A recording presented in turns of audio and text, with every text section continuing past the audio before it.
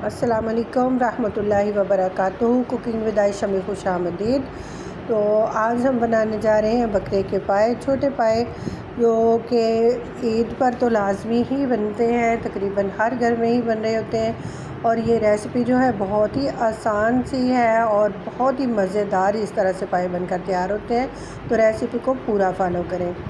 हमने ले लिया एक कुकर और ये 3 अदद बकरे के पाए हैं हमारे पास। तो ये हमने डाल लिए कुकर में, अच्छी तरह से इनको पहले धो लिया है, उसके बाद कुकर में डालेंगे। और साथ में लेंगे एक मीडियम साइज़ की प्याज, जो कि रफली कटिंग करेंगे। और कड़ी पत्ता लिया है एक छोटा सा हमने, और कुछ लहसुन ले लिया है, थोड़ा सा लहसुन, जितना आपका वो पाए की क्वांटिटी है उस हिसाब से। तो एक बड़ी इलायची शामिल कर देंगे और दालचीनी के 2 टुकड़े शामिल करेंगे, क्योंकि छोटे साइज़ के हैं तो 2 डाल दिए, अगर बड़े साइज़ का हो तो फिर एक ही काफ़ी है।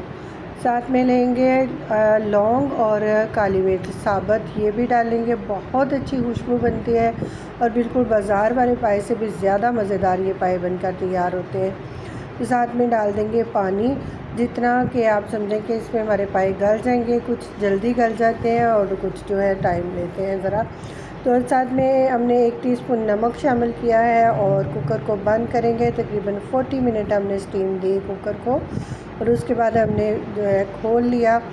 तो ये माशाल्लाह से जो है पानी हमारा काफ़ी हद तक खुश्क हो चुका था, और जो पाए हैं ना ये बहुत अच्छे से नहीं गले, थोड़े से कम गले हैं। तो अब हम अपने मिर्च मसाले डालेंगे और इनकी भुनाई कर लेंगे।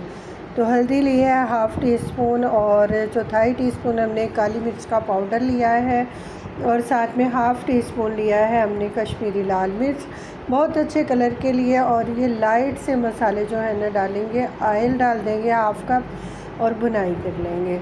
बहुत तेज़ मिर्च मसाले इसलिए नहीं डाले क्योंकि गर्मी की बहुत शिद्दत है, तो हल्के रखेंगे।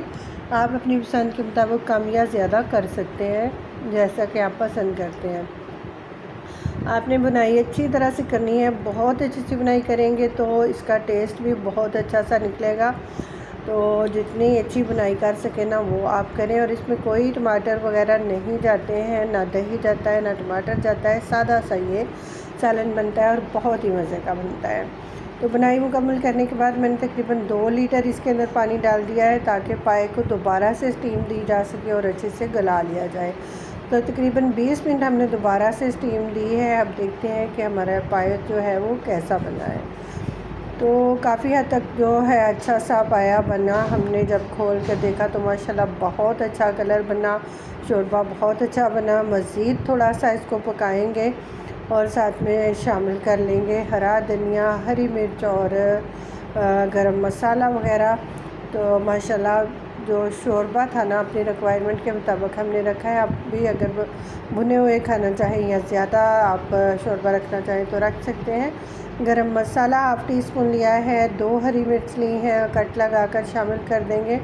हरा धनिया मुट्ठी भर शामिल करेंगे और थोड़ा सा इसको 2 से 3 मिनट मज़ीद पकने देंगे। उसके बाद हम सर्विंग बाउल के अंदर जो है निकालेंगे, और आप देखिएगा माशाल्लाह बहुत ही ज़बरदस्त इसकी लुक आती है और बहुत टेस्टी बनते हैं। आप इसको सर्व कर सकते हैं चावल के साथ, घर की रोटी के साथ, नान के साथ, माशाल्लाह बहुत मज़े के लगते हैं। और नाश्ते में पाए बनाएं तो क्या ही मज़ेदार बनते हैं।